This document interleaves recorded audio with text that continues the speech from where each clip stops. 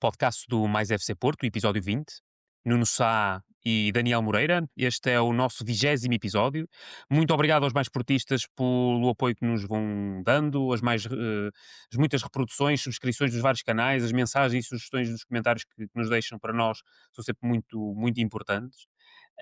Nesta edição vamos fazer a análise às partidas frente ao Malmo e Estrela da Amadora. Olhamos para a restante semana das equipas e modalidades. Vamos olhar para aquilo que é a transição do Porto Canal de canal jornalista para canal temático, que vai acontecer no próximo ano.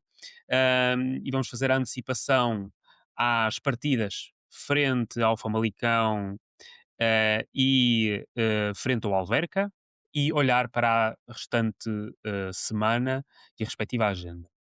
Hoje, sem o Pedro Ferreira, que estará por esta altura extremamente imbuído na época natalícia. Para nos acompanhar nesta edição, temos o Pedro Fragoso. Pedro, boa noite. Convidava-te a fazer uma breve apresentação enquanto portista, daquilo que é, pronto, temos assim o teu perfil e a tua experiência até como podcaster, porque não és novo nestas andanças. Viva! Olá Daniel, olá Nuno, olá aos mais portistas, obrigado pelo convite. Também um abraço ao Pedro, que eu vim aqui substituir um outro Pedro, não é Ferreira, é Fragoso, mas sou portista não sei se desde que nasci, mas praticamente disso. Sócio com lugar anual já desde o tempo das Antas, já ali desde o tempo de 1994, 95 por aí, e ininterruptamente também no Estádio do Dragão. Bastante assíduo nos jogos em casa, nos jogos fora, nos últimos tempos tem sido mais complicado, até porque tenho dois miúdos de 18 meses em casa que me deixam a agenda um bocadinho mais ocupada para outras coisas, mas tento ir, ainda por cima este ano a coisa está a correr bem, e, portanto tenho focado as atenções nos jogos em casa, mas a nível até de podcaster, como estavas a dizer, temos agora um projeto novo no 00, estou a apresentar o podcast Canto do Porto, onde por acaso também o Pedro Ferreira já lá esteve, e a nível de podcast também bem mais antigo, tenho o Matraquilhos, um podcast sobre futebol histórico.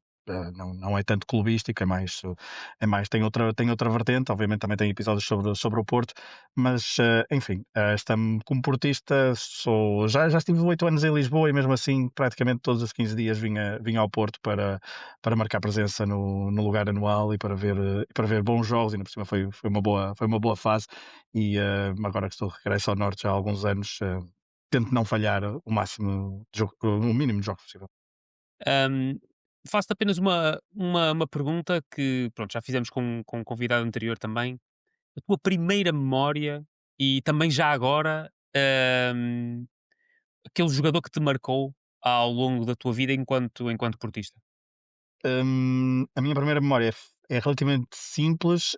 Vou dizer a minha primeira memória de estádio.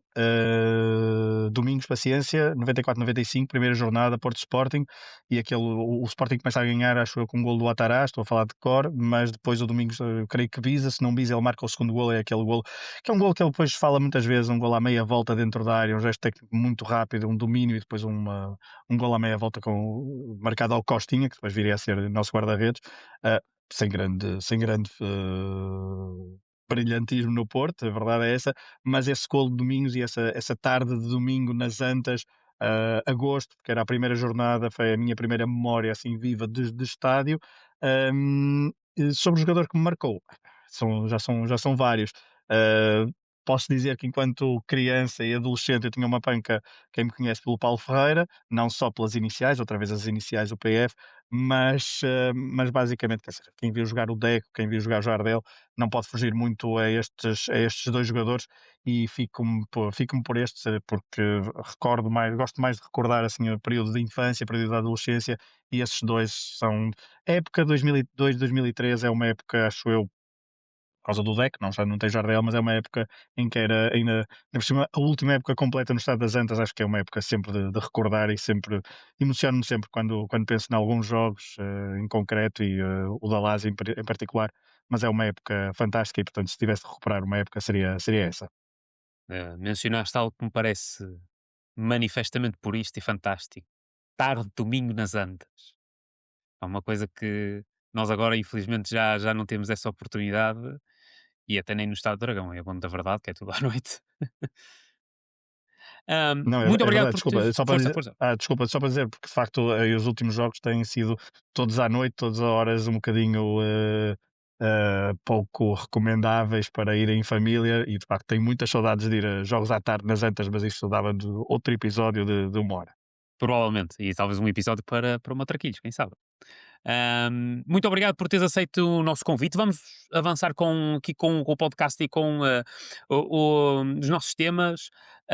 Vamos olhar para as duas partidas desta semana. O Futebol Clube do Porto, mais uma vez, jogou para a Liga Europa e para o Campeonato Nacional. Dois jogos em casa, um domingo, aliás, um dezembro muito forte de Estádio do Dragão. Começamos pela recepção ao Malmo. O Malmo, que era a altura para a entrada do jogo, era 34º na Liga Europa, 36 equipas, tinha apenas um ponto, era a primeira vez que o Futebol Clube do Porto defrontava o Malmo, o campeonato sueco terminou no dia 9 de dezembro, portanto já há mais de um mês, o Malmo fechou na sexta posição, portanto uma classificação se calhar não condizente com aquilo que eram as perspectivas do clube, e o último jogo do Malmo tinha sido frente ao Nottingham Forest, derrota por 3-0 em Inglaterra.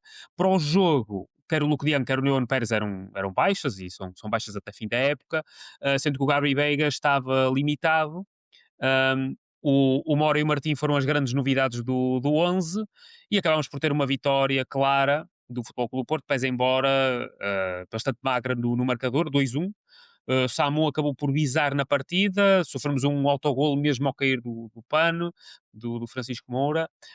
Pedro, começo por ti, aquilo que foi a tua visão do jogo frente ao Malmo, na minha perspectiva, uma vitória segura, na larga maioria do tempo, mas pronto, não deixa de ser um pouco mais magra do que aquilo que seria expectável, digo eu. Sim, é uma vitória manchada por aquele golo que irritou toda a gente, jogadores a começar, treinador que ficou bastante irritado. O meu lugar anual na bancada por trás do treinador do Porto, no caso este ano Farioli, e ele ficou de veras irritado. Acho que ainda não o tinha visto tão irritado este ano num jogo. E aquele golo mancha porque poderá dar. Esperemos que não seja por aquele golo sofrido que o Porto não avance nos 8 primeiros, que é um objetivo, acho eu, para os próximos 2 jogos na Liga Europa. O jogo é de facto tranquilo, o Malmo a certa altura pareceu que não queria estar ali. Eu acho que mascara um bocadinho a nossa exibição, ou seja, põe um ponto de interrogação sobre se de facto a exibição é melhor do que aquilo que foi perante alguma passividade do adversário, que cedo percebeu que teria poucas hipóteses, mas ficam bons apontamentos, por exemplo, a entrada do Alarcon no fim. Eu espero já não estar a confundir jogos, isto é uma catadupa de jogos, mas eu acho que é isso. Acho que também o Samu ter marcado de início, o Mora ter feito aqueles primeiros, vamos dizer, 50 e poucos minutos em boa forma, e a criatividade que deu ao ataque do Porto. Acho que o Porto teve mais outro jogo seguro, na defesa, com boas exibições, inclusive o Francisco Moura, que depois prolongou no jogo seguinte.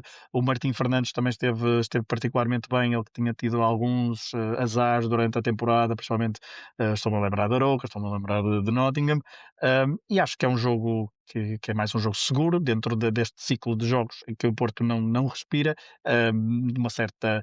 um certo pragmatismo dos jogadores, de Farioli. Acho que o Porto cumpriu com aquilo que tinha de fazer frente a uma equipa bastante frágil, como tu disseste, muito em baixo na classificação da Liga Europa e também no Campeonato Sueco, que estava claramente fora de ritmo, e o objetivo foi cumprido com nota. Sem nota artística, o Porto não anda claramente com grande nota artística em relação principalmente ao que se fez no início da época, mas neste momento o importante é amealhar pontos. O Porto consegue, não passa grandes calafrios, até porque o lance do golo foi o último lance da partida e são 3 pontos. Fica de facto o amargo de boca de não ter construído uma goleada, porque houve oportunidades para tal, mas o objetivo foi cumprido e venha na Liga Europa a deslocação complicada à República Checa, para conseguir mais 3 pontos importantes, porque acho que esse jogo será muito mais complicado do que o Rangers em casa. Mas sobre o Malmo, vitória segura, vitória tranquila e importante para o Porto neste ciclo, ganhar confiança para os jogos que depois se seguiram e que ainda se seguem neste mês de dezembro. Sim, exatamente. Acima de tudo, um Porto de controlo que tenta marcar e a partir daí entra um bocadinho em controlo, controlo de esforço, controlo do jogo,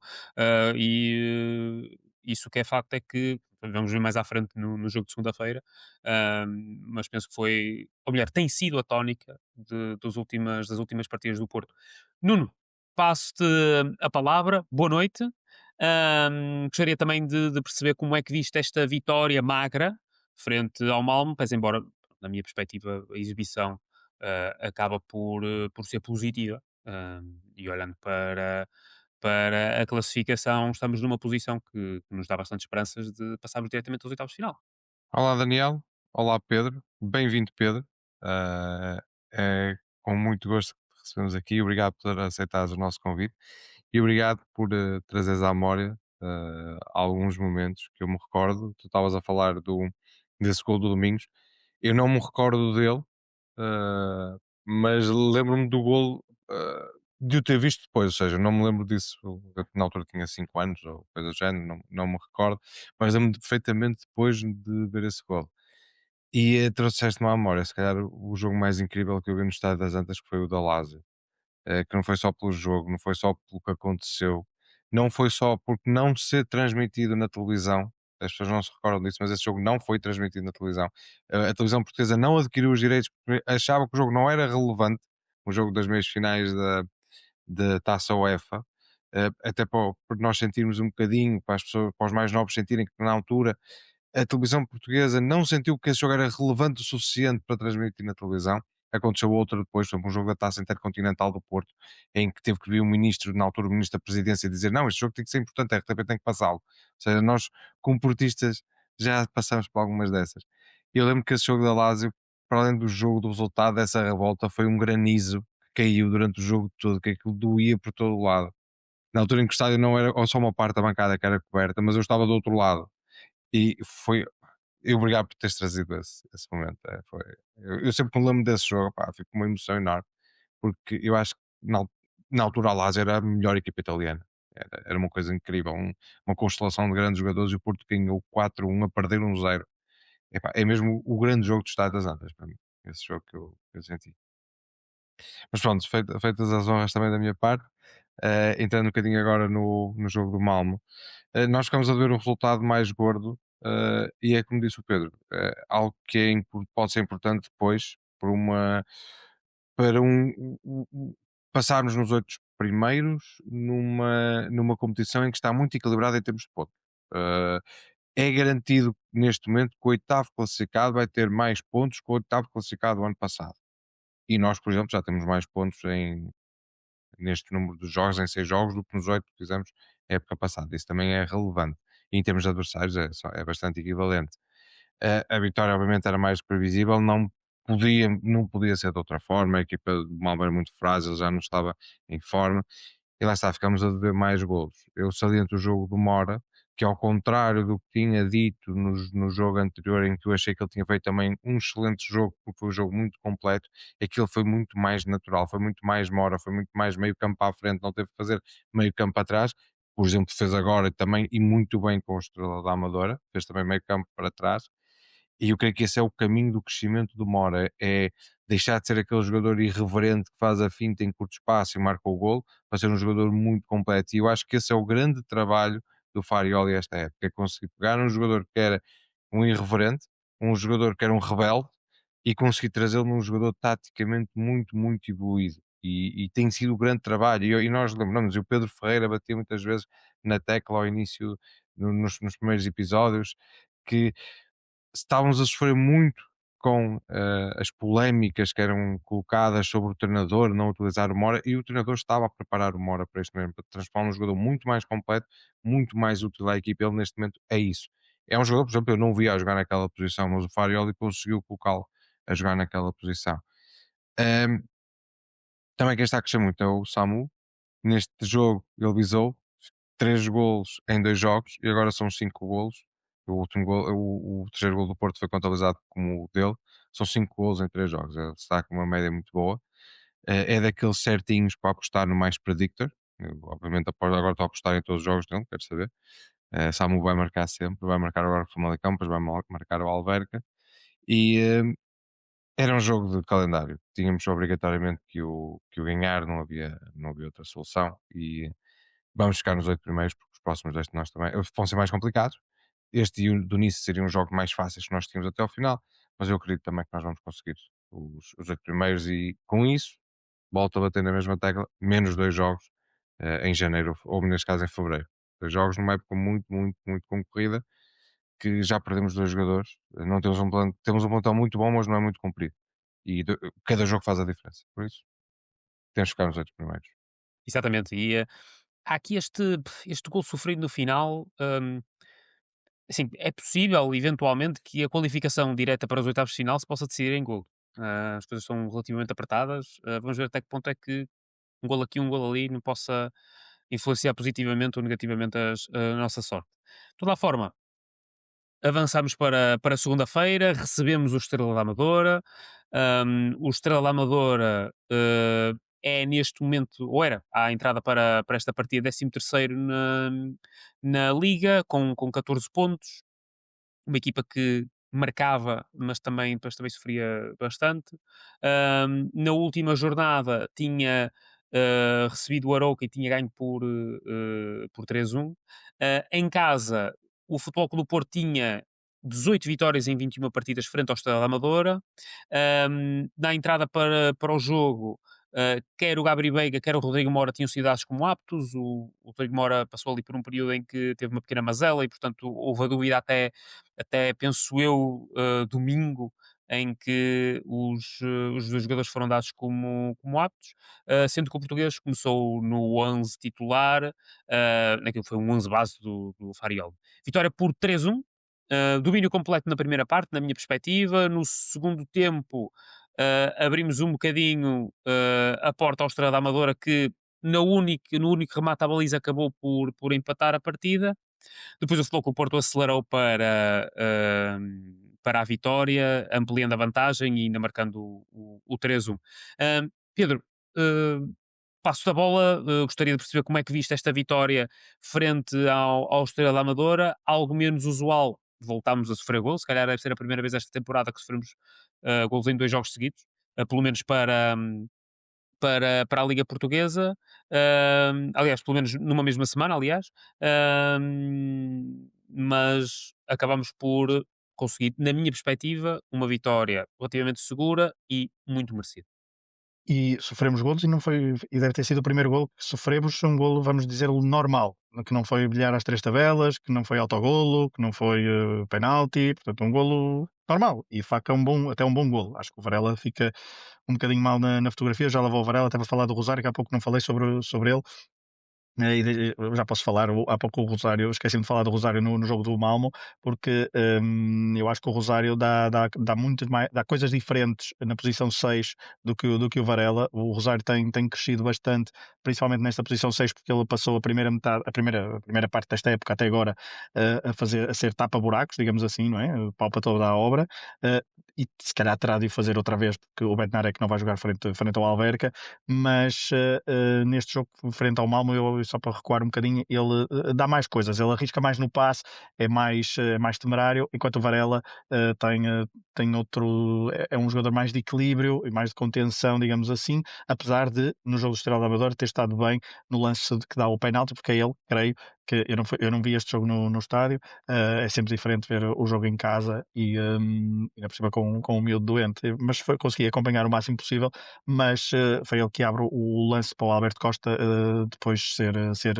rasteirado em falta para dar o primeiro gol de penalti. O jogo contra o Estrela, eu acho que tem aqui uma particularidade interessante, que é uma primeira parte boa, mas depois tem esta particularidade que eu acho que faltava ao Porto, que é durante o jogo sofrer uma contrariedade, ou seja, estar a ganhar, estar a jogo confortável e sofrer o empate com ainda algum tempo para dar a volta. Eu precisava de ver como é que seria a fibra desta equipa, a fibra e qual seria a vontade, porque nos últimos jogos, como tínhamos falado há pouco, o Porto andava, não diria mais passivo, mas muito, muito pragmático, a gerir sempre esforços, eu percebo isso tudo, acho que não é a coisa mais interessante do mundo para ir ao estádio e ver vitórias. Vitórias é sempre interessante ver, mas exibições muitas vezes QB, nada fulgurantes, principalmente comparado com o início da época, em que tivemos, de facto, muitas semanas limpas para preparar todos os jogos, e agora não temos essas semanas limpas, temos jogos quinta, domingo, quinta, segunda, quinta, domingo. Quando foi o gol do Estrela, aquela entrada na segunda parte foi uma entrada muito sonolenta, muito passiva, e aquele golo, pelo menos serviu para acordar. E eu gostei de ver a reação do Porto, porque foi uma boa reação. Já se tinha visto esta reação, diria, no jogo contra o Vitória da Taça da Liga, mas depois aqueles erros individuais deitaram sempre tudo a perder, porque o Porto, quando leva o 2-1, o Porto está por cima, está a criar, está a tentar mexer com o jogo para vencer, mas não aconteceu. Desta vez, o Porto chegou ao 2-1 rapidamente, chegou ao 3-1, e tal como o Nuno dizia há pouco, acho que o Samu tem de ser destaque, porque está em boa forma. O treinador elogiou muito, disse que tinha sido o melhor jogo dele frente ao Estrela a nível de posse de bola, controle de bola, que é algo que tem trabalhado muito, que de facto se notava que era uma pecha no jogo dele e que poderia estar a emperrar um pouco o jogo do Porto. Ele tem melhorado muito nisso, e depois tem marcado golos, não se pode pedir mais, não é? Se é avançado e marca golos a este ritmo, está perfeito. Um, Sobre o jogo, outras notas. Acho que, de facto, outra vez bom jogo de Rodrigo Mora no início. A primeira parte é boa, os últimos minutos talvez não tanto, mas a primeira parte é boa. O Porto cria, o Porto tenta mexer mais, ser mais ativo. O Borja Sainz, fica esta curiosidade, é o único jogador de campo, creio. Não, é o único jogador, acho eu, a ter participado em todos os jogos do Porto esta época. Não é tão fetiche como o Rosário para o treinador, mas de facto é um jogador importantíssimo para Farioli, e que dá muita agressividade na primeira fase de destruição do ataque adversário. Por isso, acho que é uma vitória, também concordo com o que disseste, Daniel, uma vitória super tranquila, com aquela contrariedade que foi muito bem retificada, e acho que é a grande nota positiva deste jogo, foi a forma como o Porto reagiu bem ao gol do Estrela. Sim, na minha perspectiva reagiu muito bem. Aliás, até do banco veio alguma energia suplementar. Pois embora os golos não tenham vindo do banco, mas o que é facto é que pareceu-me ver aqui alguma energia suplementar que permitiu carimbar a vitória. Nuno, a tua visão em relação a este jogo? Pronto, Samu e Moura acabaram por faturar. O ex-Futebol Clube Porto B, Abraham Marcos, acabou por fazer o golo forasteiro. Partilha connosco, por favor, a tua visão em relação a esta partida. Foi, eu vou pegar naquilo que o Pedro disse. O nosso gol é que foi olhar às três tabelas, aquele gol de canto. A bola não havia forma de não bater em ninguém, e também se consegue muito isso quando a equipa tem muito querer. E a equipa queria mesmo marcar aquele gol, e teve todo o sucesso. Acho que eu até pensei, muito sinceramente, que o Arte ia anular o gol e ia marcar penalti, porque não há lei da vantagem no penalti. Aquilo para mim é um penalti tão escandaloso sobre o Froholt, que ele vai a chutar e o gajo cai por cima dele, nas costas dele, atira ao chão. Que eu pensei, bem, se o Arte quiser, marca aqui um penalti, anula o golo, e volta tudo menos à marca de penalti. E o Samu lá ia ter que fazer a trick. Acho que foi um jogo que nós lá está, dominamos completo. O gol do Abraham Marcos, também acho que o Varela ficou mal visto na fotografia, mas é um bom gol dele. Ele marcou, o cabeceamento é bom, e já no pai, 30 segundos antes, eles tinham tido um ataque prometedor, que aliás depois a bola vai para a linha e é cruzada, e eu lembro-me de ter, naquele momento, ter pensado, eles ainda vão marcar assim no charuto, ou como se diz no Porto, no chaviote, a bola vai bater em alguém e vai entrar. E eu lembro perfeitamente de ter pensado isso 30 segundos antes do gol. Pá, isto vai dar um azar, eles vão marcar. Marcaram, mas quem estava no estádio, quem estava, e de certeza quem estava também a ver na televisão, sentia, não, o Porto vai dar a volta a isto. Isto foi só um contratempo e foi o que aconteceu. Acho que Mora, lá está, é um jogador completamente diferente, já não é o Mora de início da época, como eu estava a dizer antes. O Farioli muda o jogo, mete o Pablo Rosário também. O Pablo Rosário também fez ali a diferença quando ele entrou, trouxe um pulmão mais adiantado do que o que nós estávamos a conseguir ter. O William Gomes também foi muito mais disruptivo do que nós estávamos a conseguir ser antes. E acabou, pronto, com a substituição também do Dennis Gu, perfeitamente natural. O Samu precisa de rodar, já não temos o Luke de Jong. e temos que ter aqui uma rotação que é para não perdermos atletas. Eu acho que vai acontecer aquilo que eu tinha previsto, tirando obviamente o jogo da Taça da Liga, mas eu acho mesmo que nós vamos conseguir vencer os jogos todos até ao final do ano civil, e isso é muito, muito, muito importante.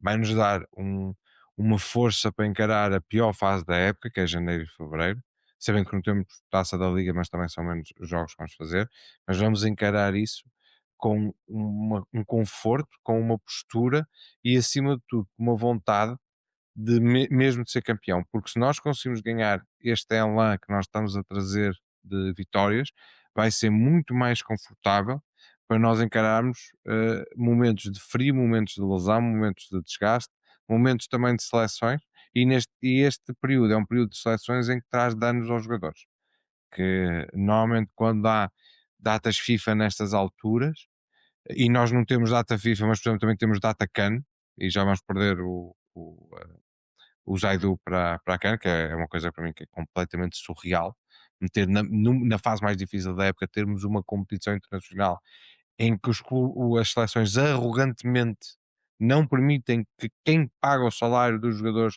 quem se responsabiliza pelos jogadores, quem tem os jogadores o ano todo a treinar, os possa utilizar, mesmo quando ainda não está a competição a decorrer. Que é o que vai acontecer com o Zaidu, vai acontecer também com os nossos rivais, vai acontecer com toda a gente, e isto é algo que traz muito dano aos clubes. As seleções trazem muitos danos aos clubes. Vemos N jogadores a virem lesionados e as seleções usam e abusam de matéria-prima sem ter qualquer tipo de compensação. Ou ter uma compensação completamente irrisória. Eh, e não há respeito das seleções pelos clubes. Nós, neste momento, temos um defesa esquerda à bica e não temos solução. Porquê? Porque a Nigéria decidiu: não, o Zaidu não pode fazer mais jogos, tem que vir para a CAN. A CAN ainda não começou, mas ele tem que vir na mesma. E acabou. E, e lá está, é mais um jogador que vamos perder. Não é um jogador que é fundamental, mas é um jogador que é opção. E muito mais opção é quando temos o Francisco Moura, que leva um amarelo e não temos outra solução. Vamos ter que andar a jogar com adaptados. Isso também é importante, porque nós, não é só o Moura, nós temos mais 3 jogadores à bica. E possivelmente no jogo contra o Alberca algum deles vai levar e depois vamos ter que andar a fazer gestão. Por isso é que eu digo, é muito importante ganhar mesmo todos os jogos até o final do ano civil, e o Fariola está a conseguir fazê-lo. Sim, exatamente. Ou seja, vamos falar depois isso um bocadinho mais à frente em próximas edições. Mas, temos Famalicão em casa, Alverca fora, depois Aves em casa entre o dia de Natal e o dia de Ano Novo, naquela semana, e depois no dia 4 a deslocação ao Santa Clara para fechar a primeira volta. E de facto fazer esse sprint até lá será muito, muito importante de fechar a primeira volta da melhor forma e conseguir amealhar o maior número de pontos possível. Senhores, vamos olhar para aquilo que foi a restante semana das equipas e modalidades, mais uma semana de muita atividade, muito Futebol Clube do Porto, nas várias modalidades, começando na terça-feira, no passado dia 9, Liga dos Campeões de Hóquei, Futebol Clube do Porto 6, Saint-Omer 3, no Dragão Arena, um percurso perfeito até agora na competição, 3 jogos, 3 vitórias. Na quarta-feira, um dia, na minha perspectiva, menos positivo. Começou por mais uma derrota pesada na Youth League 5-0 na deslocação ao Real Betis. O Porto foi eliminado da Youth League e, portanto, 9-0 no conjunto eliminatório, mesmo muito, muito pesado. O handball teve jogo importante no Dragão Arena à noite, frente ao Sporting, e averbou uma derrota também pesada na minha perspectiva, 32-36. Pese embora as ausências que tivemos, é verdade que o adversário ao longo da partida foi cavando uma diferença substancial, chegou a ter 7 golos de avanço, e conseguimos reduzir, mas insuficiente para inverter o resultado. Na sexta-feira, uma vitória importante no Olival da equipa B frente ao Penafiel, o gol de Caramon, a fazer o gol solitário que permitiu ao Futebol Clube Português subir bastante na classificação.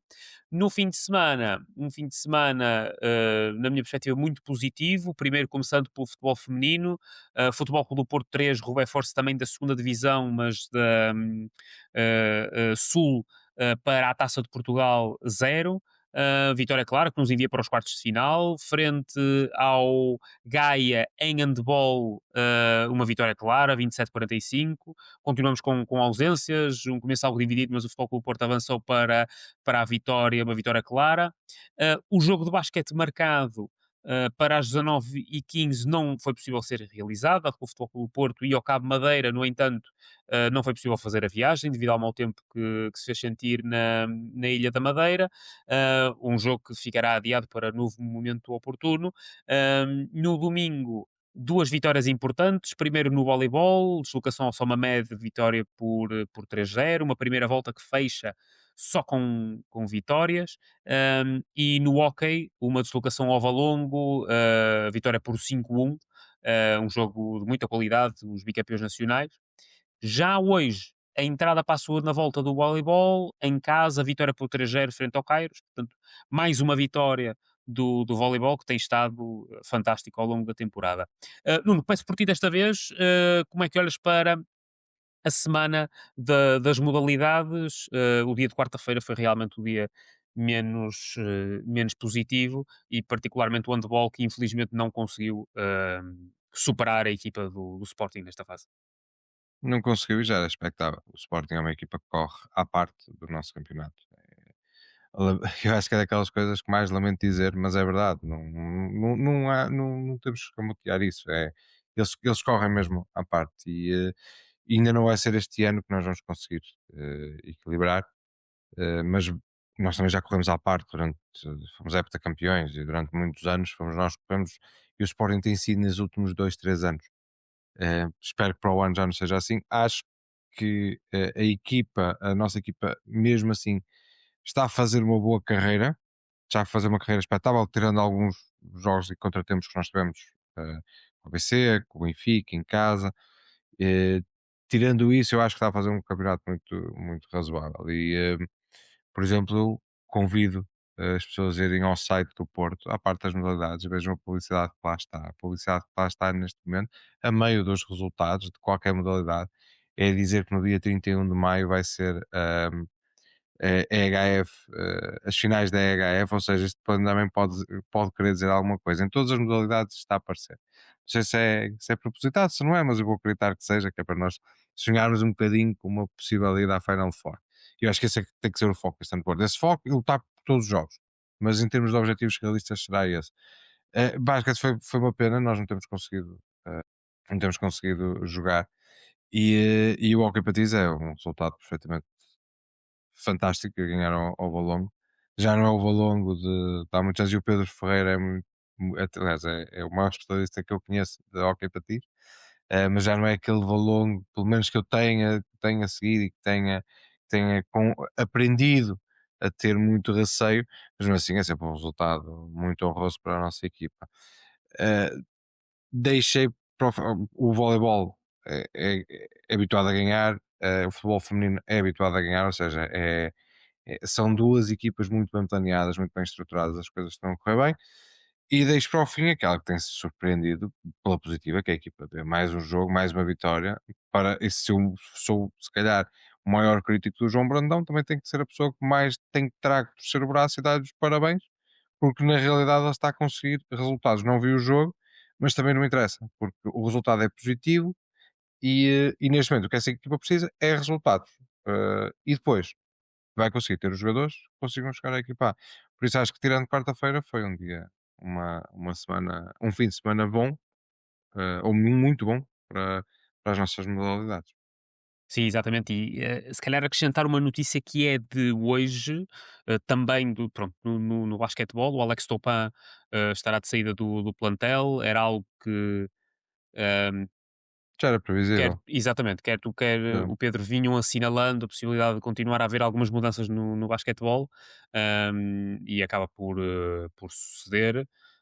Não sei se isto aconteceu porque o Alex Topa encontrou um novo clube, é provável que sim, mas o que é facto é que registra-se esta saída do, Daniel, do plantel de basquetebol. e quando nós temos um jogador que chega e o cartão de visita dele é de já ter jogado a NBA, eu lembro-me do Daquan Cook, que jogou no Benfica. Eu posso estar, não sei se estou a ser 100% correto se foi o Declan Cook que que jogou lá, mas era um jogador que era super conhecido pelos triplos na NBA, chegou aqui e não foi assim tão relevante quando jogou pelo Benfica. O Benfica tinha uns jogadores que faziam muito mais a diferença do que ele. E quando esse é o maior cartão de visita de um jogador que já esteve no topo e agora anda a rodar e sem grandes primor pelo nosso país, e não quero parecer antipatriota, mas a Liga Portuguesa é completamente irrelevante no panorama internacional ao nível do basquetebol. Ter um jogador que cai aqui é porque não tem motivação para estar em mais lado nenhum. Por isso, nunca esperei nada do Topano, para além daquilo que, ou pelo menos que ele calçasse as sapatilhas de forma correta. Era a única coisa que eu esperava que ele fizesse. Exatamente. Pedro, passo-te a palavra. Gostaria de perceber como é que acompanhas as restantes modalidades do Futebol Clube do Porto. Perceber até que ponto é que vais ficando surpreendido pela positiva ou pela negativa por alguns resultados que temos visto ao longo do tempo. Dou também algum destaque à equipa B. Nós somos bastante críticos do trabalho do João Brandão ao longo do tempo, que já vem de uma época passada menos positiva, pese embora tenhamos garantido a manutenção. Mas como é que vês aquilo que podem ser as futuras caras do Futebol Clube do Porto no futuro? Olha, a nível de modalidades, já lá vai a equipa B. Não, estes últimos 2 anos não estou a acompanhar tanto como gostaria, tanto como já fiz no passado. Mas acho que deixa-me dar aqui algumas notas, que é, de facto, o basquetebol tem tido muita revolução no plantel para estabilizar, e esperamos que a segunda parte da época seja mais estável e com resultados com melhores resultados. O Porto até vinha de uma série negativa, foi ganhar ao Queluz, teria sido bastante importante jogar para a taça para animicamente voltar a ter 2 vitórias consecutivas, mas isso não foi possível, numa eliminatória onde houve uma grande surpresa, com o resultado surpreendente do Sporting de Braga, diria, a ir à Luz eliminar o Benfica. A nível de hóquei em patins, outra época em que estamos a falar de uma modalidade em que houve uma mudança importante. Estamos a falar de um treinador que traz ideias completamente diferentes, parece-me, para o hóquei em patins. Não sou nada especialista nem destas modalidades todas as que estou a falar. Até sou a que menos, esta é a que menos gosto, mas creio que Paulo Freitas traz outro tipo de jogo do que o anterior treinador, e que deixou uma herança, quer queiramos, quer não, relativamente pesada. Veremos como é que esta equipa, que é a mesma praticamente do ano passado, consegue, depois de um mau arranque, também estabilizar e partir para uma segunda metade de temporada bastante, esperemos nós, positiva. No handball, concordo, não há pai neste momento para este Sporting em Portugal. Li uma notícia, li muito na diagonal a notícia, mas parece-me que, não sei a partir de que época é que mais equipas portuguesas poderão entrar na fase de grupos da Liga dos Campeões. Isso também poderá ser um fator importante no desenvolvimento da modalidade, mas também das equipas portuguesas nessa luta frente ao Sporting, que o fosso é neste momento gigante. Nós também já tivemos do outro lado desse fosso, como dizia o Nuno, e parece-me que está bastante complicado de encurtar o fosso, mas fica, obviamente, esse desejo de ir à Final Four da competição europeia. Agora, indo ao voleibol, acho que não há grande coisa a dizer, só é vitórias atrás de vitórias. A maior parte dos jogos são vitórias bastante claras, e mesmo quando se sofre, consegue-se, como frente àquele jogo frente ao Leixões, em que se venceu por 3-2. Mas as miúdas do voleibol estão a fazer uma época sensacional. No futebol feminino, eu acho que é o grande destaque. Eu diria, estamos nos quartos de final, depois de eliminar o Racing Power. Acho que é legítimo o Porto sonhar com coisas muito, muito bonitas, para citar Artur Jorge, com coisas muito bonitas nesta competição. E o Porto nesta competição será a Tomba Gigantes até ao fim, esperemos. E é um gigante a ser Tomba Gigantes, e acho que seria com grande expectativa que encara estas últimas rondas da Taça de Portugal feminina. Na equipa B, deixa-me só dar, para terminar, há um chamado efeito Andorinha, efeito João Costa. Sempre que João Costa vai à equipa B, a equipa B vence. Só sofreu golos, acho que uma vez, porque até poucos golos, ou quase nenhum, sofre João Costa. de facto, eu tenho acompanhado aqui alguns vossos episódios, partilho muitas das opiniões sobre João Brandão. Quer dizer, obviamente que eu acho que isto levar-nos a uma reflexão mais profunda sobre o papel da equipa B, sobre o que é que a equipa B pretende. Neste momento não vemos grandes nomes, acho eu, acho que a emergir na equipa B que possam saltar num futuro muito próximo para a equipa principal, mas acho que o trabalho temos, pronto, aqui estaremos para dar o braço a torcer, como dizia há pouco o Nuno. Agora, acho que é importante também os miúdos trabalharem com uma base mais estável de resultados. Se há pouco falávamos na equipa principal que trabalhar em cima de vitórias é muito mais fácil, na equipa B também o será. E por isso, obviamente que salientamos esses bons resultados. Um gol de Caramo, um bom gol, um bom gol, e veremos o que é que ele também poderá trazer também à equipa principal.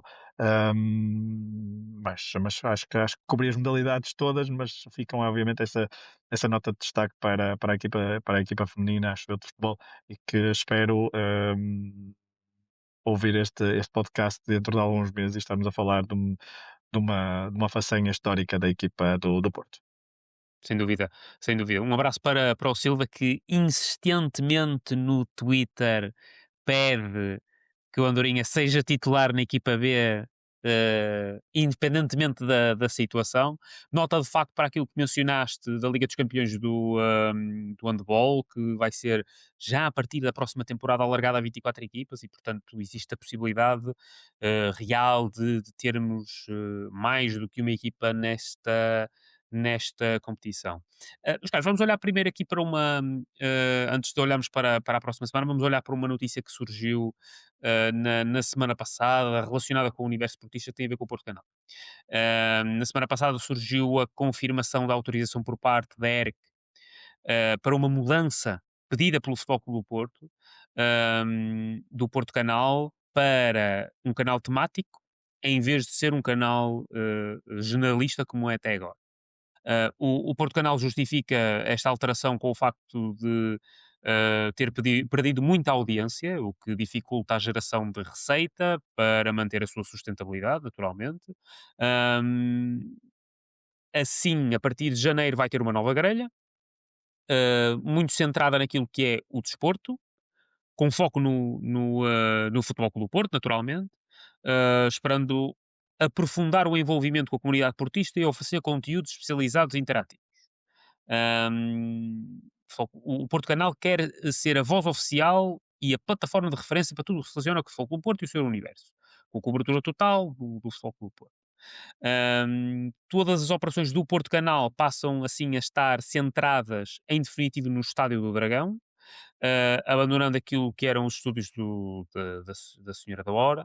Portanto, há aqui, eu recordo-me que o presidente do Futebol Clube do Porto já em mais do que uma ocasião tinha mencionado esta situação do Porto Canal, de ser necessário uma reflexão daquilo que era o papel do Porto Canal, que não é detido por privados, ou seja, por nenhuma empresa de comunicação social, mas sim pelo Futebol Clube do Porto.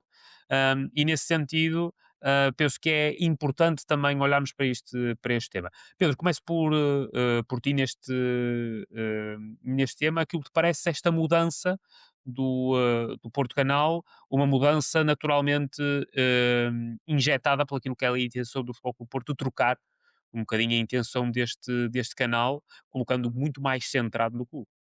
Olha, quando me convidaste para o episódio e depois me mandaste a grelha o guião do episódio e colocaste este tema aqui, e eu não fiquei intrigado, mas tenho pensado bastante nisto. Não sei se será um tema mais polémico ou não, mas deixa-me primeiro dizer que o facto de o Porto Canal deixar de ser um canal generalista, seja detido ou não pelo Porto, é uma notícia bastante triste para o norte do país e para a região do Porto, para a região do norte. Porquê? Porque vai tornar o país ainda mais centralista, na sua comunicação social e vai deixar de ter uma voz, ou seja, vai tornar as coisas cada vez mais homogéneas e mais desinteressantes do ponto de vista da comunicação social. Acho que isso é de lamentar, até porque a ideia original do Porto Canal, na sua gênese, ainda antes da entrada do Futebol Clube do Porto, creio que em 2006, 2007, por aí, já não recordo bem a data, é uma boa ideia. A entrada do Porto nesta aventura pareceu-me na altura uma decisão super acertada, porque seria confluir sinergias entre uma grande instituição como o Futebol Clube do Porto, com uma ancorada num projeto para dar voz a uma região que está muitas vezes subrepresentada nos órgãos de comunicação social, principalmente televisivos. A verdade é que há razões externas que explicam esta mudança. As televisões perdem audiências, perdem publicidade, perdem receitas, cada vez há menos pessoas a ver televisão. Por outro lado, há também razões internas, creio eu, porque a forma como o Futebol Clube do Porto, nos últimos, deixa-me puxar a caceta atrás, mas sei lá, 5, 10 anos, hum, usou e utilizou o Porto Canal, creio que não foi da melhor forma. Obviamente que há sempre aquelas questões das polémicas, dos debates, dos programas de comentários, depois os e-mails, etc. Eu nem ia muito por aí, mas ia mais pela forma como o Porto utilizou o canal para ser quase uma voz demasiado um, oficialista da direção na altura, que era a que estava, mas foi sempre muito umbiguista, ou seja, sempre muito olhar muito para o seu umbigo e não tanto para a região. Acho que degradando até a qualidade dos produtos que ia apresentando, isto é a forma como ia vendo. Acho que alguns programas sempre tiveram muito interesse, Caminhos da História, Caminhos para a História, já não me recordo exatamente bem do nome em concreto, com o historiador João Cleto.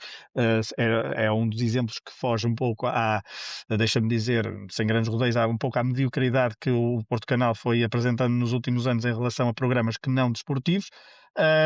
E por isso acho que esta mudança é relativamente normal. Acho que é triste, não escondo isso, mas acho que estou expectante para ver o que é que o Porto poderá fazer, porque é possível fazer bons conteúdos. O Porto faz bons conteúdos nas redes sociais, trabalha bem esta dinâmica de comunicação nos últimos anos e pode transportá-la para um canal que chega a mais gente, quer se queira, quer não, ou melhor, não chega a mais gente, ou seja, chega a gente diferente do que chega a quem vê as redes sociais.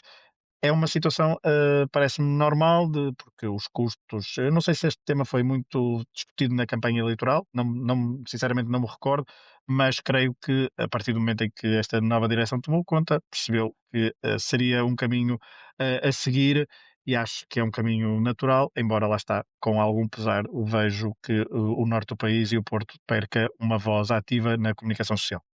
Eu penso que na campanha eleitoral foi mais discutido a possibilidade de inclusão do pádel e do surf como modalidades do Futebol Clube do Porto do que propriamente o Porto Canal, em abono da verdade. E isso também pode ser considerado uma crítica, mas o que é facto é que em mais do que uma ocasião acabou por se mencionar esta situação. Não necessariamente este desfecho, mas a importância de uma reflexão sobre aquilo que seria o Porto Canal. E eu, pronto, fui andar um bocadinho nos relatórios e contas, antes de passar aqui também a bola ao Nuno para ouvir sobre este tema.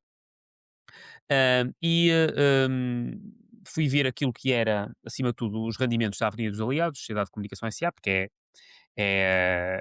supostamente é onde estará introduzido o Porto Canal. Nós não temos números muito fidedignos da atividade do Porto Canal do ponto de vista financeiro, recebe mais, recebe menos, recebe do quê, pronto.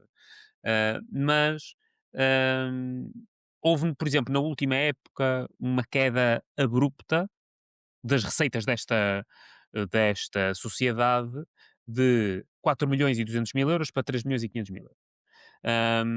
Pese embora ele tenha dado lucro porque houve uma mudança nos capitais próprios que permitiram uma, uma diminuição do passivo, muito grande, mas também uma pequena diminuição do ativo. Mas esta sociedade, e mesmo retirando os anos da pandemia, que naturalmente foram difíceis para todos, esta sociedade tem vindo a dar prejuízo ao longo do tempo. Nós temos que ir para trás, bastante para trás, para 18, 19, para vermos esta sociedade a dar lucro. E se de facto o canal do clube poderia eventualmente não dar lucro, nós compreendemos que eventualmente possa dar um pequeno prejuízo, o que é facto é que, pronto, prejuízos de mais de 1 milhão de euros em mais que uma ocasião, naturalmente que cria um certo peso na estrutura do clube que não está preparada para este tipo de circunstâncias. Nuno, passo-te a palavra também para perceber a tua visão em relação a esta mudança. O Pedro mencionou e bem, há uma perda para o norte do país. Quem sabe se o Futebol Clube Porto, enquanto clube, não poderá beneficiar mais desta estrutura, assim, desta maneira, dado que poderá até aumentar a quantidade de conteúdos e a quantidade de modalidades e a quantidade de jogos que poderá transmitir. Eu vou-te responder essa resposta de forma muito direta e com a minha opinião. É não. Acho que não vai melhorar. Acho que o clube cometeu um erro muito grande em ter se tornado acionista único em 2015, quando adquiriu a totalidade, salvo erro, foi à média de Luso, porque nós temos que perceber uma coisa. Nós, as empresas, as sociedades, as organizações, devem se focar naquilo que sabem fazer bem. E, por exemplo, o nosso clube não sabe gerir um canal de televisão. E não pode ser, tem que estar na estrutura societária, na estrutura acionista, mas não pode ser com 100% de capital, porque o clube não sabe gerir um canal. Por exemplo, vamos ver o site do Porto Canal. Vamos procurar uma notícia no Porto Canal. É horrível. De longe o pior site de notícias que existe. E não é difícil nos dias de hoje fazer uma coisa melhor. Qualquer miúdo com a IA, com qualquer software que faça websites, em 5 minutos tem um site muito melhor. E não estou a exagerar, em 5 minutos tem um site muito melhor que o Porto Canal. O Porto Canal nunca soube atualizar porque é gerido por pessoas, ou neste caso por uma empresa que eh, não sabe gerir mídia. Porque não foi feita para isso. O que o Porto precisa neste momento é ter um parceiro que saiba fazer essa gestão e que seja através de uma sociedade de veículos, como fez com o Itaca, seja o que for, mas tem que ter alguém que saiba fazer esse tipo de gestão. E é inteligente, às vezes, nós abrimos mão da nossa posição para termos maior qualidade e quantidade. Por exemplo, aquilo, eu concordo a 100% com o que o Pedro diz. É uma perda, para mim, até irreparável para o norte do país. Onde é que nós vamos ver vereadores das nossas câmaras que nunca têm voz a terem voz num local? Vereadores da oposição, presidentes de câmara, presidente, por exemplo, ainda no outro dia estava a ver e aparece e lá muitas vezes o Rival Esteves. Ele não tem voz no outro local, mas tem voz aqui. E é uma pessoa que consegue, uma pessoa e os outros todos que lá estão, alguns eu concordando ou não concordando, são pessoas que conseguem olhar para a região. E acima de tudo, era o local perfeito para nós conseguirmos, seja nas redes sociais, seja no próprio website, pronto, lá, é um website horrível, mas que tem lá a informação, conseguimos perceber algumas coisas que não saíam eh, na comunicação social generalista a nível nacional. Há notícias que não saíam, né? Por exemplo, ainda agora eh, a notícia, por exemplo, da situação de Mirandela, da própria Operação Babel, as notícias que também têm a ver com a abertura da linha Salve a linha do Minho, são todas notícias de hoje que me permitiam a mim ter a televisão ligada no Porto Canal, não ter numa Netflix, não ter numa HBO, não ter numa Disney, porque eu sei que dali ia beber qualquer coisa, nem que fosse notícias da minha região, porque as notícias dos outros locais eu consigo receber durante o dia das redes sociais, do X, dos sites, por exemplo, do, dos sites de notícias, dos sites de futebol, dos sites desportivos, eu consigo ver essa informação toda. Eu não consigo encontrar de forma tão rápida e tão objetiva notícias da minha própria região.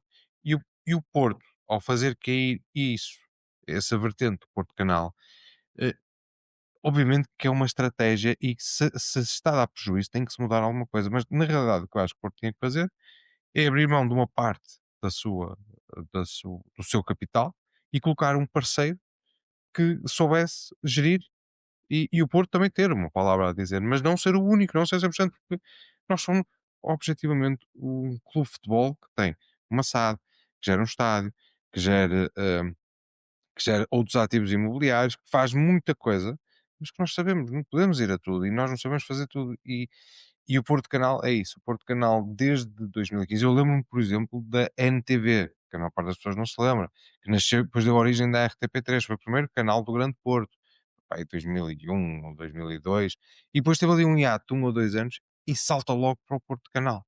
E aparece o Porto Canal, que é um canal que rompe tudo, porque nós, na altura, o que estávamos a ver era, para além de empresas e canais de televisão deslocarem-se para Lisboa, e vimos aqui um canal que era um farol. Eu ainda me lembro de um jornal dessa altura, que era um semanário, que eu daqui a um bocado vou-me lembrar do nome, que era um semanário do Grande Porto, que saía às sextas-feiras, e foi o que eu me recordo, era o único jornal que eu comprava. E na altura, eu nem sei se andava no secundário ou já andava na faculdade. Eu não me lembro do nome do jornal, mas entretanto vai-me surgir. Mas se alguém pesquisar semanário do Grande Porto, nessa altura, só tinha notícias sobre o Grande Porto. E, e também desapareceu. E cada vez mais nós vamos estar a ter uma comunicação mais generalista, mais centralizada e menos esta comunicação local que nos interessa. Vamos começar a ir buscar a locais como redes sociais, telegrams, YouTubes, que muitas vezes são notícias que eu próprio ponho em perspectiva, porque eu não sei até que ponto é que aquilo está a ser ou não feito por alguém que tem uma carteira de jornalista e que tem uma série de obrigações que tem que cumprir. Não sei se aquilo é fake news, se não é? Porque eu sei que do Porto Canal podiam vir notícias ou opiniões que eu não concordava, mas fake news não vinha. Como não vem de muitos outros órgãos de comunicação social. Mas de onde neste momento as pessoas vão buscar informação, vai. É uma perda, mas eu compreendo, porque se não está a dar lucro, tem que se fazer alguma coisa. E dou, ao menos, dou o benefício da dúvida ao clube para tentar, pelo menos, reverter a situação. Ou seja, não está a deixar isto entrar no marasmo que estava, está a tentar reverter a situação e está a fazer da melhor forma possível, que, na minha opinião, não é a melhor, não porque o clube esteja a cometer erros, é de gestão de informação, de gestão do canal, mas o clube acho que não sabe mais do que isto. E, pelo menos que isto que eu esteja a dizer, depois leva a chapada do Boa Branca a dizer não, nós estamos a ser assessorados por quem sabe. Mas neste momento acho que é uma perda. É uma perda, mas era uma perda já anunciada porque as coisas estavam num caminho que não era. Não, iam levar a isto, definitivamente. Vamos ver até que ponto é que a nova grelha em janeiro possa trazer aqui algumas novidades, pelo menos daquilo que é ahm, o, ahm, a visão do Futebol Clube do Porto para o canal e perceber até que ponto é que um canal desportivo de clube se possa equiparar àquilo que são as dos outros concorrentes, quer nacionais, quer internacionais. E até que ponto possa haver ainda uma componente mais generalista dentro do canal que possa também dar a oportunidade a que outras pessoas, que eventualmente não sejam portistas, de ver também o canal. Mas, caros, vamos olhar para o futuro, os próximos dias e os próximos jogos. Dois jogos em perspectiva. Primeiro, a recepção ao Famalicão para a Taça de Portugal. Depois, a deslocação à Alverca. Na segunda-feira. Olhando primeiro para o adversário que teremos em casa, o Famalicão neste momento é sexto na Liga, 23 pontos. Vem de uma vitória gorda frente ao Estoril Praia por 4-0. Na Taça de Portugal já eliminou o Estoril, é verdade, e também o São João de Ver. As derrotas até agora são todas em casa, frente ao Sporting, ao Futebol Clube do Porto e também ao Sporting de Braga. Para um jogo no campo, em casa, do Futebol Clube do Porto, 12 vitórias em 16 partidas. Para a Taça de Portugal, o Futebol Clube do Porto venceu sempre, 6 ocasiões, o Famalicão.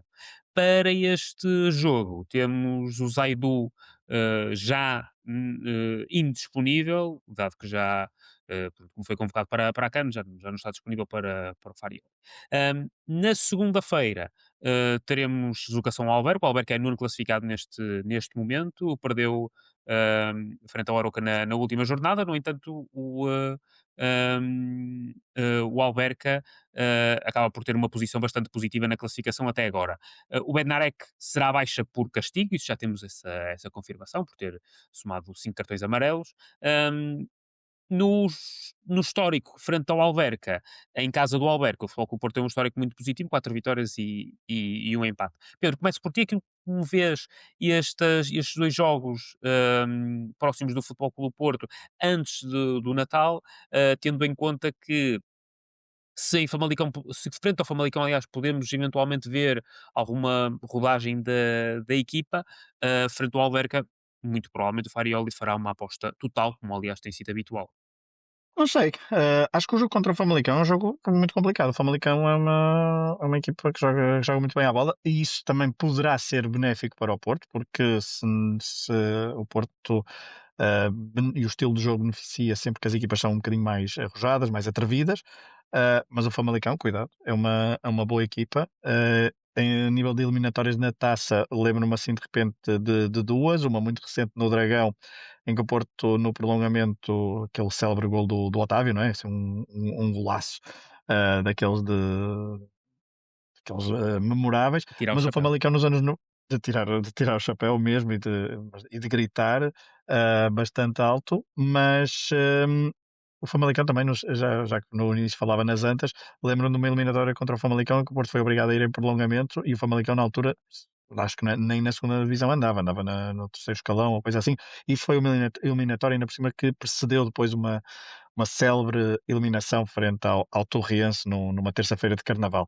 Mas para este jogo, frente ao Famalicão em 2025, o Porto tem que ter muito cuidado, não pode encarar este jogo o Farioli pode fazer a rotação que entender, acho que não haverá grande problema. Claro que com alguma moderação, mas acho que é um jogo bastante complicado e é um jogo, se o Porto quer ganhar a Taça de Portugal, e acho que é o objetivo de todos, não é o objetivo principal, mas obviamente que o Porto, que ainda por cima nos últimos anos tem construído uma posição algo, até diria quase hegemónica nesta competição. Acho que tem de ambicionar chegar aos quartos de final, para já nesta fase, sabendo que será um adversário muito complicado. Frente ao Alverca, o Alverca já há muitos anos que não anda aqui nestas andanças. O Porto, lembro-me acho que foi lá que o Derlei se lesionou gravemente naquela época, 2003-2004. Depois ele recuperou para ir jogar à Corunha. Esperemos que ninguém se lesione nessa segunda-feira frente ao Alverca. E é um jogo. Não tenho acompanhado muito o Alverca, essa posição que tu falaste na tabela indicia que está numa relativa boa fase.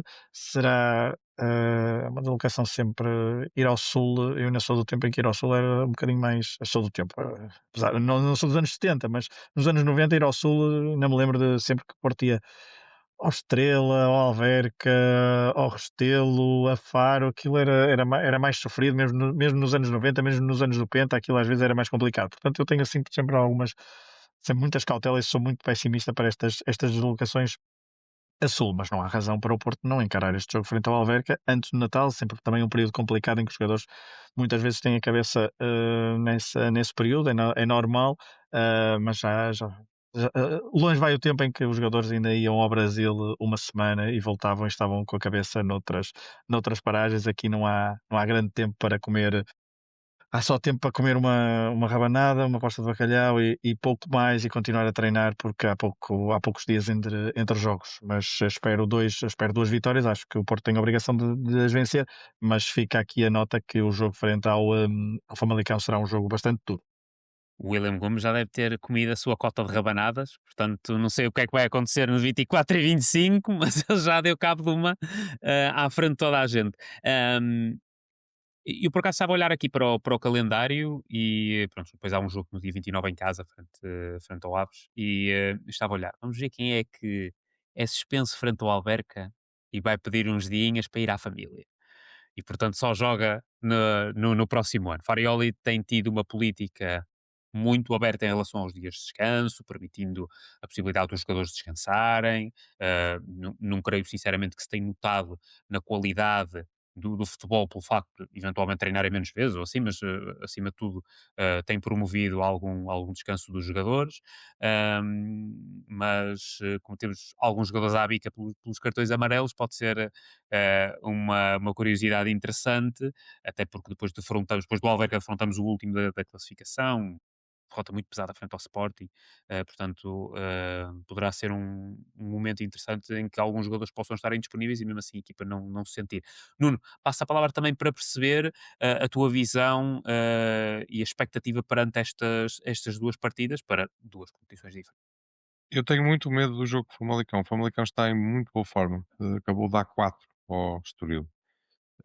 É uma equipa que está também a crescer muito. Eu lembro que até há relativamente pouco tempo era considerada a equipa que mais estava a crescer no campeonato e continua a ser.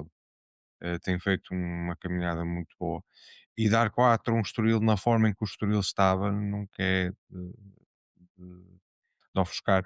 E acho que o Portinho está mesmo muito atento, porque eles jogam muito bem, são uma equipa muito coesa e, atenção, isto é uma eliminatória, ou seja, não há, eles vêm ao Dragão mesmo com a intenção de se calhar prolongar o máximo o jogo, e se eles marcam um golo, se começam a ganhar, vai ser muito complicado para o Porto aqui em cima deles, porque embora nós sentimos confiança no campeonato, porque sabemos que a vantagem pontual dá-nos conforto e este conforto também permite aos jogadores encarar os jogos sem tantos nervos. E muito provavelmente também foi por causa disso que nós demos, não foi dar a volta, mas corrigimos o gol sofrido com o Estrela da Amadora. Ou seja, a equipa está confiante, tem, tem almofada. E quanto mais almofada nós tivermos, mais confiantes vamos estar, mais sucesso vamos ter. Aqui não temos almofada. Se as coisas correrem mal, dizemos adeus à competição. Contra uma equipa que é muito perigosa e não vai ter praticamente nenhum impedimento, vai jogar quase praticamente com a equipa toda e temos que ter muito cuidado e muita atenção ao jogo de quinta-feira. Contra o Alberca, o Pedro lembra-se muito bem, foi o jogo em que o Derlei se lesionou, foi a última vez que nós lá fomos. E curiosamente, a última vez que nós lá fomos foi no dia 22 de dezembro de 2003. Ou seja, nós vamos agora no dia 22 de dezembro de 2025. Espero que ninguém se magoe, mas que o resultado possa ser o mesmo. Na altura foi 2-1, foi o Maniche e o Derlei que marcaram. O Derlei marcou e depois lesionou-se pouco tempo depois, 10 minutos depois, e saiu. Oh, E Nuno, desculpa, isso também não foi uma segunda-feira? foi uma segunda. Ou não foi um dia? Não te sei dizer, Não, isso já de não outra sei vez. dizer. Ok, é que eu tenho a ideia que também foi um jogo um dia da Não, semana. Bem, isto seria uma coincidência de proporções gigantes. possivelmente, agora fizeste uma boa questão, tenho que andar aqui para trás para tentar encontrar, mas já sei que foi no dia 22, isso foi no 22 de dezembro e essa é a curiosidade. São, caem na mesma data, uns anos depois, e, o regresso a um estádio do qual eu só me lembro, e sem desprimor nenhum para o clube, mas é aquilo que eu me lembro. Eu só não me recordo de muitos jogos com o Alberca. Lembro que o que veio de lá foi o Mantorras, o Luís Filipe Vieira e o Caju que veio passear ao Porto. Veio fazer uma época ao Porto e depois voltou para o Alberca, nunca mais soube falar dele. Eh, Segunda-feira, na segunda-feira. Foi para segunda-feira? Pronto, então Bem visto na grandes segunda-feira. coincidências que nós estamos a ter. Jogo com vitória obrigatória de uma equipa que está muito bem classificada, que eu ao início não dava nada por eles, e estes vão direitinhos com o Aves e com o Casa Pia. Mas afinal não, eles estão-se a conseguir safar bem. Tem um jogador que eu gosto muito, que é o Lincoln, que eu previa que ele ia ter uma muito boa carreira, chegou a ir para o Fenerbahçe, mas a coisa não correu assim tão bem, até se falava que ele podia vir na altura para o Braga, ou até mesmo para o Gil Vicente, e acabou no Alverca. E por outro lado, o Sandro Lima não jogar contra nós também é também é bom, também é um ponto de lança que já nos deu muito trabalho em anos anteriores, é um ponto de lança muito forte, e que não jogando contra nós também, à partida, melhora um bocadinho as nossas. Mas obviamente que é uma equipa que vai se fechar toda no estádio deles e cada ponto que eles conseguirem vai ser, vai ser mais um ponto a salvá-los da, da descida. E eles estando na posição em questão, lá está, eles também têm almofada, ou seja, podem entrar confiantes. Uh, Faltam 3 jogos para cumprir os 100%, tirando a taça da Liga, obviamente, de vitórias, e depois são estes dois e o Aves. E eu dou parabéns por uma segunda metade de 2025 muito boa do nosso clube. Sem dúvida. Aquilo foi a primeira metade com Farioli e de facto faz toda a diferença. Mas, caros, vamos olhar também para aquilo que é a agenda para a próxima semana, muito rapidamente. Primeiro, no dia da manhã, quarta-feira, recepção ao Póvoa no Dragão Arena do handball, na quinta-feira, como já mencionámos, 8 da noite, Taça de Portugal, transmissão na RTP1, Futebol Clube Porto Famalicão. Na sexta-feira teremos também o hóquei no Dragão Arena para o campeonato, a recepção ao Sejonense.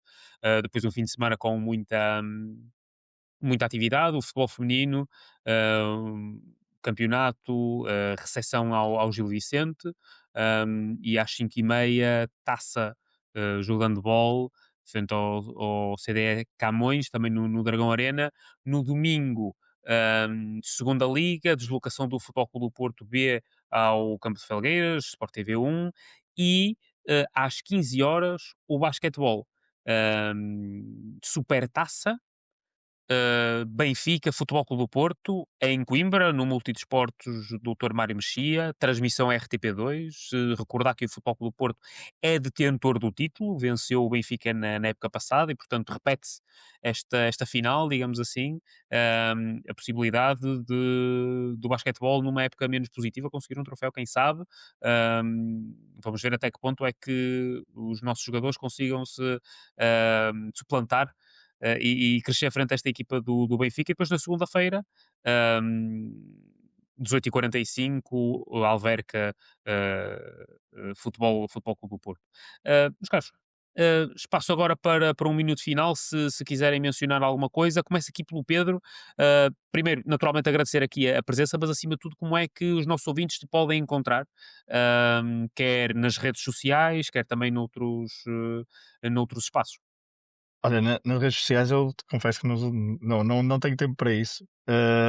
Com dois gêmeos em casa de 18 meses, lamento, não tenho tempo para isso, foco-me noutras coisas, mas podem encontrar dois podcasts, quer o Canto do Porto, que está ancorado no 00, um projeto do 00 com o Silva que falavas há pouco, ou então no Matraquilhos, não com tanta regularidade e não sobre o Futebol Clube do Porto, mas são estes espaços onde me podem, neste caso, ouvir ou ver também, porque o Canto do Porto também é um videocast, como se diz agora. Minuto final, deixa-me só agradecer, obviamente, o convite. Foi um gosto aqui estar a falar sobre. É sempre um gosto falar sobre o Porto, mas convosco é ainda mais, até porque sou ouvinte do vosso projeto e do vosso podcast.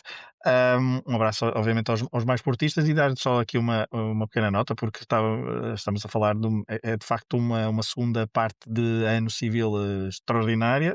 Estamos sempre a comparar com o que aconteceu na primeira metade, mas não deixa de ser o melhor arranque histórico às 14 jornadas do Futebol Clube do Porto, da equipa sénior de futebol, porque tem apenas um empate, nunca tinha conseguido um registro destes, ou já não conseguia desde os anos 30, nós falamos muito de conforto, e eu no início comecei a falar também sobre história. Deixa-me só dizer que aquela época 2003, 2002, 2003 era um conforto no ir ao estádio ou ver na televisão, porque nessa época o Porto sofreu várias vezes o primeiro golo do jogo. Eram várias vezes, aconteceu isso várias vezes, e o Porto depois acabava a golear. Aí sim, 2002, 2003, havia muita nota artística. Esperemos que o Porto este Porto de Fariola ainda nos brinde com uma nota artística semelhante ao que nos ofereceu no início da temporada, porque houve muito boas exibições. Agora estamos mais no pragmatismo, mas por mim vai pragmatismo até ao final, de 3 em 3, para festejar nos aliados, e é isso que esperamos todos fazer em maio, nos aliados. Se calhar também noutras latitudes veremos o que é que a época nos dá, mas esta de facto é uma época que está a correr muito bem, e esperemos que continue assim. Obrigado pelo convite e que continuem a apoiar o Porto, ouvindo este podcast, falando sobre o Porto e indo ao estádio, principalmente apoiar a equipa. Eu lembro que no início da época nós pronto, estávamos a falar um bocadinho e eu dizia desde o início que o Porto empolgava. Epá, eu pelo menos ficava empolgado face àquilo que era a nossa experiência na primeira metade da temporada, mas concordo em absoluto, ou seja, há uma dose muito interessante de pragmatismo e de gestão que nos tem trazido resultados positivos. Não há outra forma de o dizer. Nuno, abro aqui espaço para um minuto final, antes de fecharmos a edição do podcast. Em primeiro lugar, e obviamente agradecer ao Pedro a partilha deste espaço, ele ter vindo enriquecer o nosso podcast e deixar também aqui o convite a todos os que nos ouvem a acompanharem o Pedro nos dois podcasts dele e no videocast, obviamente, porque lá está, quanto mais nós tivermos a possibilidade de falar dos temas que nos são interessantes, neste caso o Porto, mais enriquecedor é para a nossa comunidade. E é um bocadinho em face daquilo que nós falámos sobre o Porto Canal. A perda de Porto Canal é uma perda para a comunidade, para uma comunidade do Norte que se interessa pelas notícias do Norte. E, e que mais projetos como este surjam como o nosso, como os do 00, que surjam mais, porque isto traz, que lá está, traz vontade, traz conhecimento, traz outras opiniões e traz, que isto quero também aqui trazer, que o dia de hoje, o dia 16 de dezembro, é sempre um dia eh, que acaba por ser um dia de recordar uma pessoa que nos deixou em campo, que foi em 1976 que o Pavão morreu em campo. E a maior parte das pessoas que nos ouvem, com certeza que não viram o Pavão jogar ou não se recordam, mas eu lembro do meu pai dizer que foi o passo para o Oliveira mais triste de sempre. Que ele viu o Pavão a passar, ele estava no estádio, viu o Pavão a passar a bola para o Oliveira e o Pavão caiu no campo. E passado umas horas soube-se que o Pavão tinha falecido. Eh, é, é uma imagem que fica para sempre e que toda a gente diz isso. Meu pai diz muitas vezes isso, fica para sempre na memória de quem assistiu ao vivo. E o Pavão é uma figura que está no nosso museu, esteve muito tempo no Estado das Antas. A figura dele esteve muito tempo lá colocada e lá está, foi alguém que partiu com a nossa camisola. E isso é sempre algo que deve ser salientado e deve ser relembrado. E o dia 16 de dezembro vai ficar para sempre na memória dos esportistas que o viram e dos esportistas que o queiram manter para sempre como um jogador. Porque eu nunca, obviamente, nunca o vi jogar, nunca vi nenhum vídeo dos jogos dele, mas o que dizem é que ele era um jogador formidável naquela equipa e infelizmente, para além de ter partido, partiu cedo demais e, e que muitas alegrias já tinha dado aos portistas e de certeza que ia continuar a dar. Por isso era também este minutinho para trazer alguém e um facto, foi sempre nos últimos 50 anos foi sempre uma história muito presente em toda a gente do nosso clube. Sim, exatamente. Eu penso que nunca será esquecido pelos esportistas, porque morrer em campo de facto é uma situação particularmente triste, mas fica sempre na memória e o museu irá fazer questão de continuar a imortalizar o seu legado. Meus caros, chegamos ao fim do nosso tempo, assim fecha o episódio 20 do podcast Mais Porto. Antes de agradecer aqui ao Pedro e ao Nuno, relembrar os mais portistas, maispredictor.app, a forma mais fácil de ganhar prémios com o Futebol Clube do Porto. Basta inscreverem-se gratuitamente, colocarem as vossas previsões e ficam habilitados a ganhar prémios com o nosso parceiro Betano. Muito obrigado ao Pedro Fragoso pela disponibilidade e ao Nuno Sá também pela aquilo que é a visão habitual e à equipa do Mais FC Porto que nos venha acompanhando ao longo do tempo neste projeto e um agradecimento muito especial a quem nos ouve do outro lado. Cada partilha, cada reprodução para nós é muito importante, é um sinal que devemos continuar com este projeto. Queremos ouvir-vos também, deixem os vossos comentários e subscrevam aos nossos canais para que possam continuar a ouvir-nos. Voltamos em breve com mais conversa, mais temas e, claro, mais FC Porto. Seguimos juntos. Até já. Um abraço.